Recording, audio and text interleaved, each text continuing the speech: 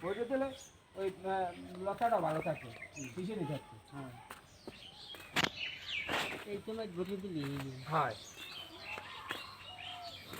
ওইটার ওই এইগুলো আজকে চলতে এই যে ভাই পরে যে কাল পেরিটি রোদ ভেহিকল খালি ধুল উপরে দিই তো সার মার দিই আর সারও দিই এই সাইডে রাখান পুপে তো বড় হইবে না তেল আরেকটা লাগা মার আর দই তৈরি সারও পুগো